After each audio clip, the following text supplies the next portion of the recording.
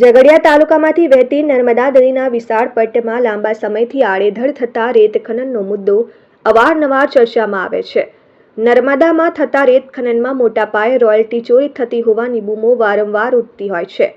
ભરૂચ ભૂસ્તર વિભાગની ટીમ દ્વારા ગત જુલાઈ મહિનાની 8મી તારીખના રોજ રાતના 10:30 વાગ્યાના સમય દરમિયાન ઝઘડિયા તાલુકાના વેલુ ગામ નજીક નર્મદાના પટ્ટમાં આકસ્મિક તપાસ કરતા ઘટના સ્થળેથી રેત ખનન કરતા મશીન જોવા મળ્યા. ઉપરાંત ત્યાં ખાલી હાલતમાં 5 ટ્રકો પણ જોવા મળતા ભૂસ્તર વિભાગે ટ્રકો બાબતે મશીન ઓપરેટરને પૂછતા જાણવા મળ્યું કે આ ટ્રકો રેતી ભરવા માટે આવે છે. ઘટના સ્થળે હાજર એક્સવેટર મશીનની બાજુમાં રેતીનું તાજું ખોદકામ થયું હોવાનું જણાયું હતું.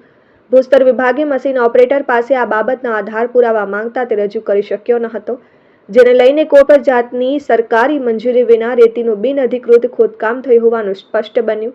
ત્યારબાદ નર્મદાના પટ્ટમાં ગેરકાયદેસર રીતે ખોદકામના સ્થળેથી 2 મશીનો દ્વારા રેતી ખોદકામ કરીને ટ્રકોમાં રેતીનું વહન કરવા બાબતે આ ઘટનામાં કથિત સંડોવાયેલ મશીનો અને વાહનોને સીઝ કરીને ઉમલ્લા પોલીસ સ્ટેશન ખાતે રાખવામાં આવ્યા.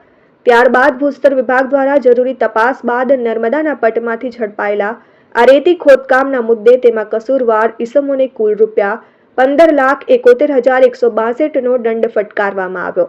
જો કે આ ઘટનાના કથિત જવાબદાર વ્યક્તિએ ભૂસ્તર વિભાગ દ્વારા ફટકારાયેલ દંડની રકમ ન ભરતા ભરૂચ વિસ્તાર વિભાગ દ્વારા ગતરોજ તારીખ 17મીના રોજ ઘટના સ્થળે હાજર મળેલ મશીન ઓપરેટર ચિત્તરંજન જરીલાલ રામ મૂળ બિહારનો અને અન્ય હિટાચી મશીનના ચાલક માલિક તેમજ સારાભાઈ મેપાભાઈ ભરવાડજી કીમ રહે છે તેમજ તેની પોલીસ દ્વારા તપાસ દરમિયાન કોઈના નામ બહાર આવે તો તમામ વિરુદ્ધ ઉમલ્લા પોલીસ મથકમાં ફરિયાદ લખાવી હતી. Nimesh Goswami, RN news, Jhagadia.